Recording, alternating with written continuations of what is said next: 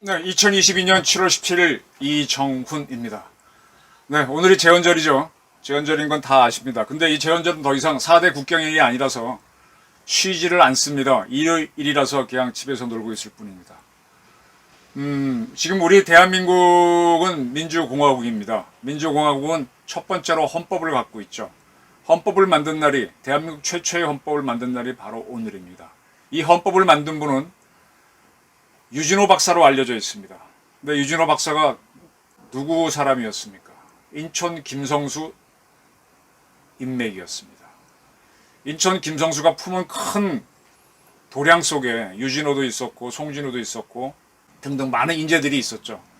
저는 대한민국이 이렇게 발전한 데는 양지에서 눈에 띄게 활동했던 이승만, 박정희, 전두환 등등도 있었지만 음지에서 활동한, 그래서 더 눈에 안 띄는 인천 김성수의 역할도 매우 컸다고 봅니다.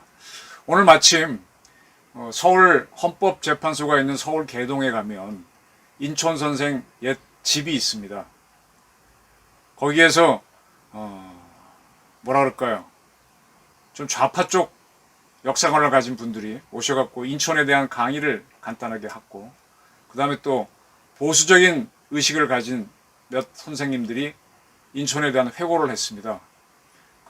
인천이 어떤 인물이었기 때문에 대한민국이 복잡한 세계 정세 속에서 건국을 할 수 있었고, 또 그리고 헌법을 만들어서 그리고 나라를 만들어 올 수 있었는지 그분들이 나름대로 평가를 하셨습니다. 한번 직접 들어보시면서 잘 생각하지 않은 인천 김성수를 한번 탐구해 보시기 바랍니다.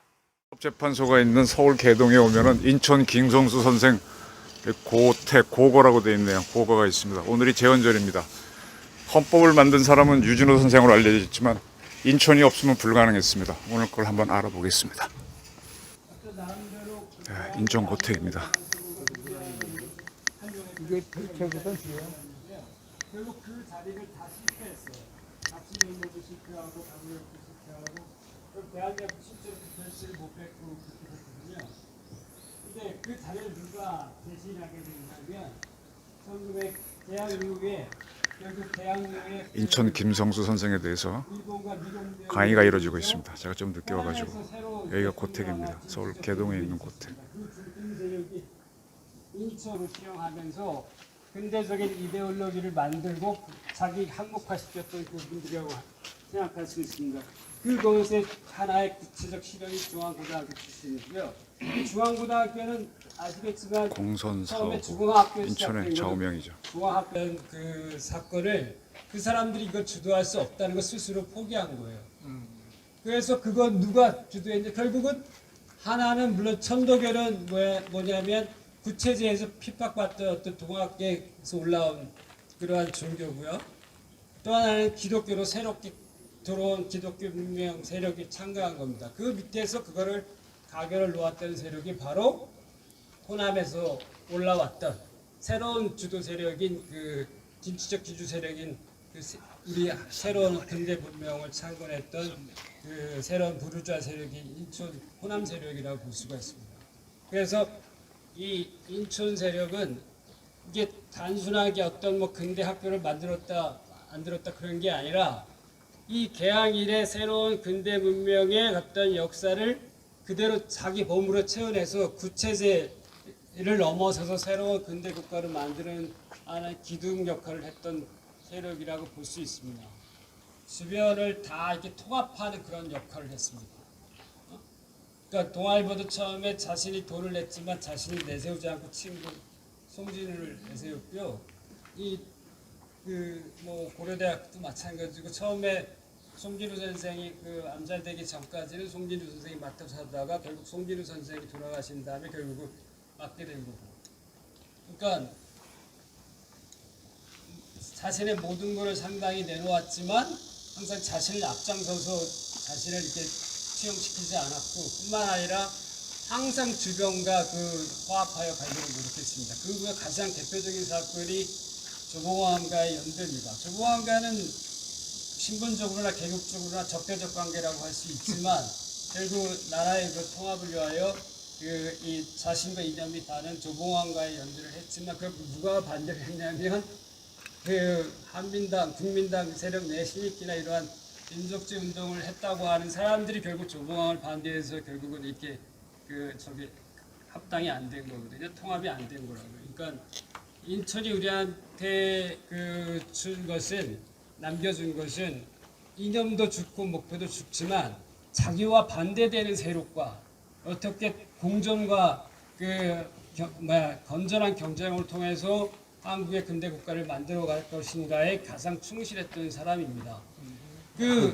바로 그러한 세력이 한국의 주도 세력을 했기 때문에 한국은 지금과 같은 어떤 번영과 이렇게 자유로운 문화를 만들 수가 있습니다. 물론 이승만 대통령과 박정희 대통령의 역할과 공도 크지만 실은 이러한 가장 자유롭고 이렇게 문화가 이렇게 충분한 이런 한국 문화를 만드는 데는 인천 김성수를 비롯한 특히 여기 호남 동아일보 관계자들한테 드리고 싶었던 거는 동아일보의 역사적 역할, 이건 대단히 중요한 겁니다. 한국의 근대 문화를 창건하는 데 있어서. 그래서 그 사명과 소명 의식들을 지금도 버리지 않고, 근데 제일 중요한 건 인천이 얘기했듯이 실천했듯이 항상 이렇게 선도적이고 진보적이었지만 항상 통합적이고 융합적이었다는 거예요. 이 부분들을 우리가 항상 명심해야 된다고 저는 생각합니다. 긴장이 너무 됩니다. 2019년 3월 8일이었던가 싶습니다. 예, 맞습니다. 여성의 날. 그날의 만남이 이렇게까지 되었습니다. 저는 죽산 조봉암 기념사업회 부회장을 맡고 있습니다. 죽산을 공부한 지는 좀 오래되었습니다. 한 10여 년. 당시에 민주노동당 활동하면서 죽산에 관심을 갖게 되고 공부를 했습니다. 죽산 공부를 하다가 인천을 만나게 되었습니다. 인천을 만난 것은 얼마 되지 않습니다. 이게 다른 기준이 있었어요. 좌우라든지 이런 게 아니었어요. 근대인과 전근대인의 차이가 있었습니다. 전근대인과 근대인의 차이. 우리가 심산 김창숙 선생님이나 이런 분들을 다 존경하고 독립운동에 그분이 하지만 그분을 만약 여기 모셔가지고 같이 친구할 수 있겠습니까? 심산 같은 분하고 우리는 시대가 다른 사람이에요. 전근대인이란 말입니다. 그런 분들. 그런데 인천과 죽산은 근대인으로서 서로가 생각의 다른 것을 인정하고 이해하고 상대 입장을 생각하고 이런 것들이 가능했던 분들이다. 한 4시간 동안 같이 지나면서 말씀을 들었습니다. 그래서 이제 철들기 시작했는데 꼭 10년 후에 27세 때에 여기 중앙학교 교사로 오게 됐습니다. 47년 12월 마지막 시험 됐을 때인데 제가 우리 국어를 가르치시는 선생님하고 함께 복도를 이렇게 지나가는데 인천 선생이 산책 겸 아마 나오셨던 모양입니다.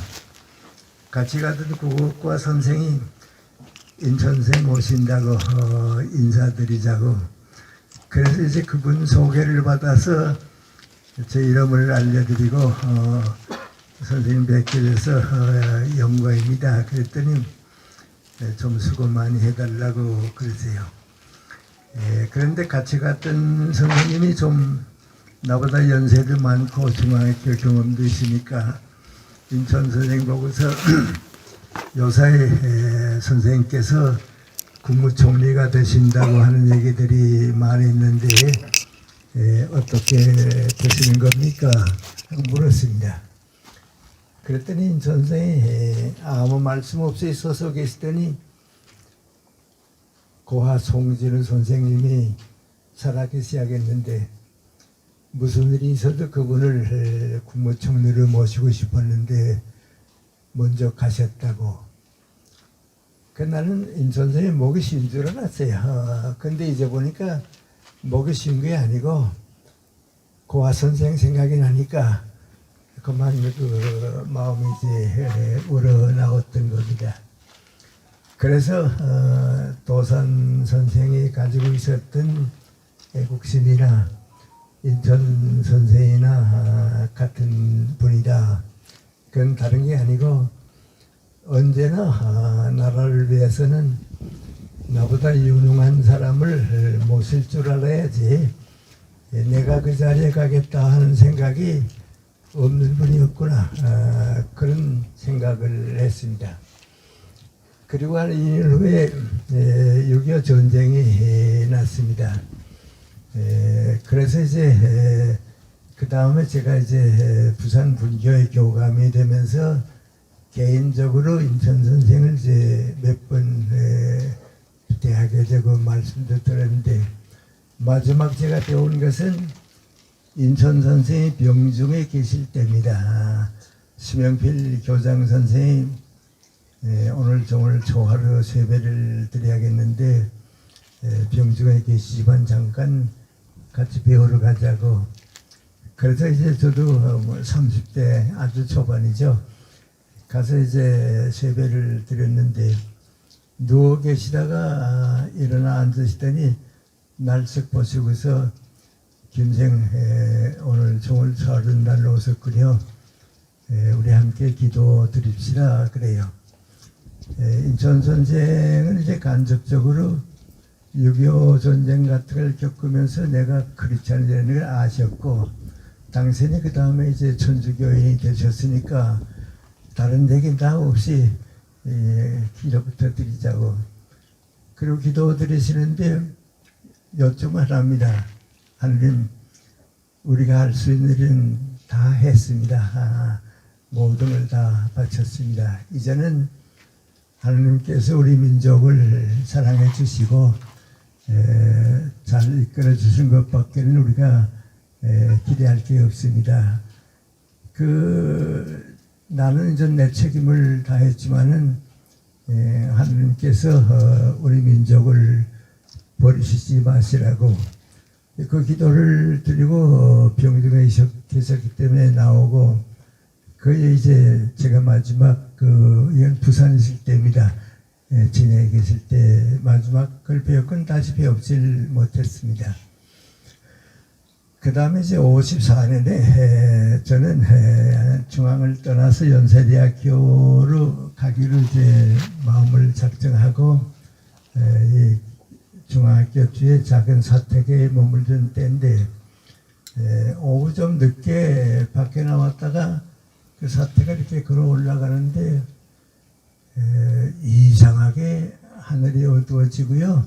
저녁 시간인데 뭐 좀 이렇게 걱정스러운 이건 그래도 제가 과거에 살아오는 경험입니다만은 우리 민족 사회를 위해서 좀 어려운 일이 생기지 않을까 그런 예감을 가지고 좀 무거운 마음으로 집에 갔습니다. 가서 저녁을 먹고 있는데 뉴스가 들려오는데 인천 선생이 세상 떠났었다고.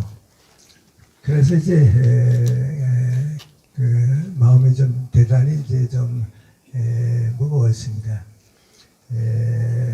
제가 가지고 있는 생각보다도 우리 더 오래 인천 선생을 모시고 계셨던 분이 고려대학의 김성식 교수님이신데 그분이 이제 인천 선생을 평할 때마다 저보고 하시는 말씀이 뭐하니 인천이 살아계실 때에는 우리 야당이 분열된 일이 없었다고.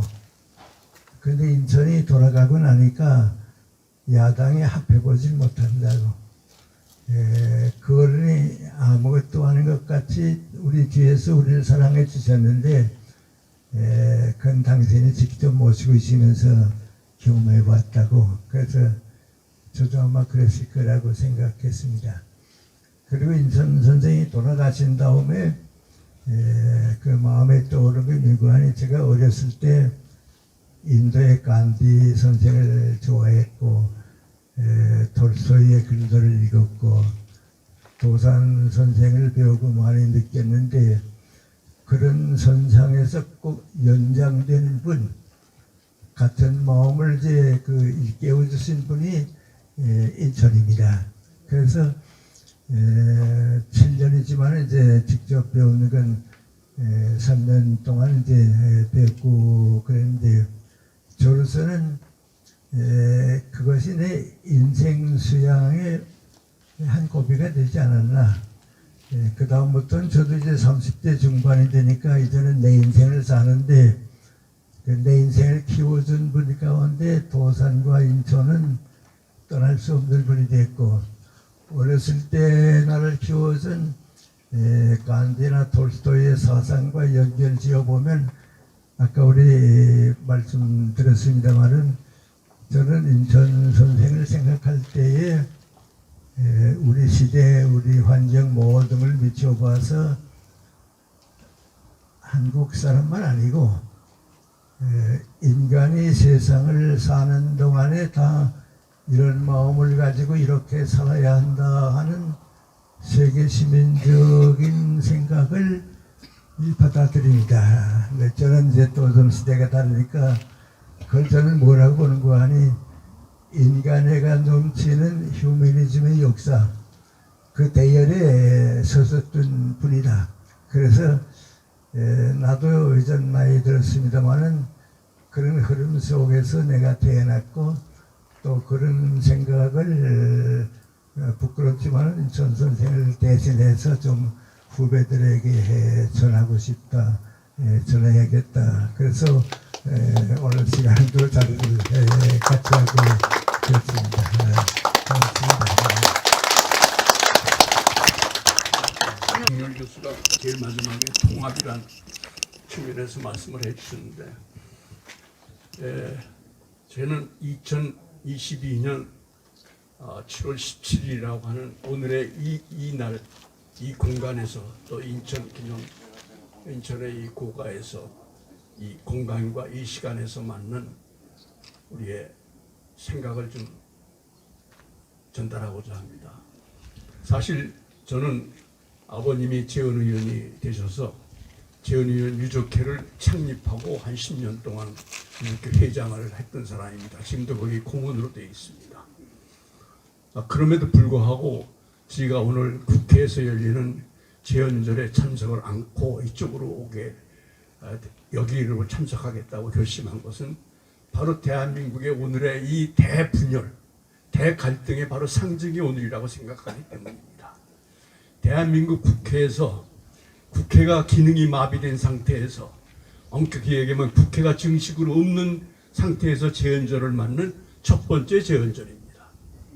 참 생각하면 이게 어떻게 나라가 이 꼴인가 하는 생각이 납니다.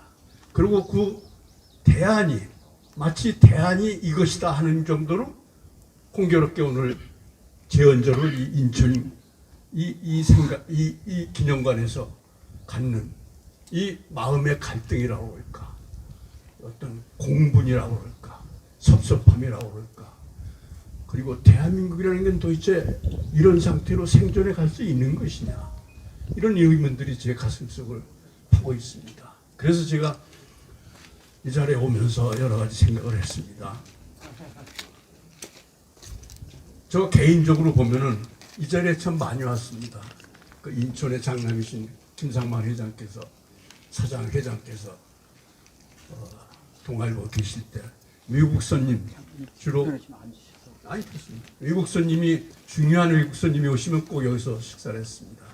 제 기억에 남는 게 세처 영국 수상이 오셨을 때 여기서 같이 저녁한 기억이 나고, 외국 대사들이 새로 부임하면 의뢰 여기서 저거 하고, 외국 대사들하고 당시에 뭐 총리, 김종필이, 정일본이 여기서 주로 많이 하셨습니다. 또 저는 인천하고 뭐 뵌 적이 없습니다만 아버지께서 인천하고 바로 여기 오셔서 제 다른 데에 썼습니다만은 인천께서 그 부자가 그때 럭키 스트라이크 담배 그 껍데기를 껍질을 이렇게 모아서 이렇게 목끈을 내고 계시더라. 목끈을 내고 계시고 저녁상이 나왔는데 그렇게 검소하시더라.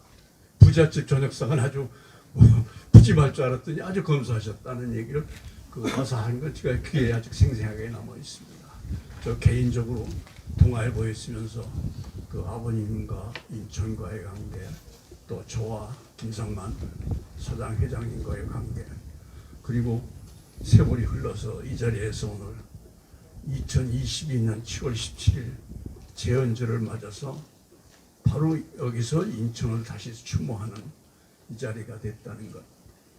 저 개인적으로 나는 아주 난감하고 허무한 갈등을 느끼고 있습니다.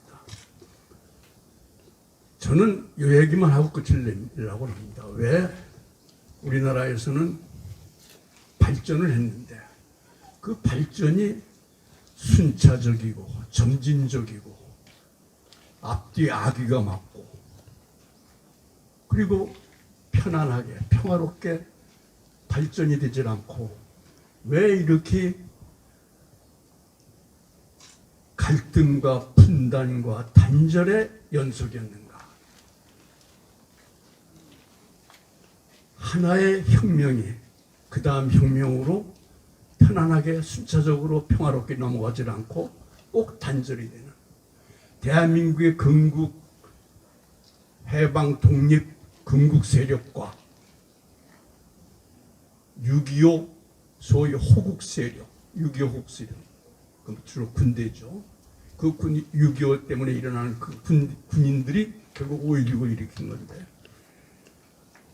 불과 1948년에 건국되고 나서 50년의 6.25가 나면서부터 대한민국을 세운 해외 국내 우리 대표가 인천입니다만 해외 국내 독립 세력과 6.25를 거치면서 6.25의 북침을 방어하고 호국한 그 세력과 단절이 시작됩니다. 그래서 끝내 대한민국 근대화 과정에서 가장 아까 누님이 말씀하신 대로 대한민국의 중심 세력이 되어야 될 이 인천과 한민당과 호남이 배제되기 시작합니다. 그래서 같은 근대화 세력인데 박정희 근대화 세력과 호남 세력이 드디어 완전히 단절이 됩니다. 그 다음에 이제 아시다시피 이쪽으로는 이제 민주화 세력으로 가고 호남 이쪽으로 가고 이제 소위 근대화 산업 세력으로 가고 이제 단절이 되면서 오늘까지 왔는데 이제 우리나라가 더이서 자꾸 인천에 머물 수 없는 이유가 이제는 단순히 이념, 소득 격차, 지역, 이 교육, 세대를 넘어서 우리 대한민국 역사에서 세대 갈등이 이렇게 심한 적이 없습니다. 점점 더 악화되어 갑니다. 인류 역사상, 인류 정치사상 젠더 문제, 특히 20대의 이번 대선에서 나타난 것 같이 20대 남자아이와 여자아이들이 딱 갈라진 것. 20대 여자아이들은 이재명으로 가고 20대 남자아이들은 윤석열. 이건 인류 정치사상 있어 본 적이 없어요. 이런 젠더 갈등. 정치 역사상 이런 적이 없어요. 대한민국의 역사에도 없고 인류 역사에도 없어요. 어떻게 해서 이렇게 위대한 성공을 했다는 대한민국에서 인류 역사에 없는 단절, 분열이 이렇게 심할까? 지금 우리나라는 세계 통계상으로 보면 가장 이혼 많이 하는 나라, 가장 얼굴 뜯어고치는 성형수술 제일 많이 하는 나라. 어떻게 해서 이런 단절과 이런 발전을 했는데 이것이 너무 단절이 심하다서 이제는 수습할 수 없는 국면이 됐어요. 누가 수습할 수 있어요? 우리 여기서 인천 모시고 앞장 나서자.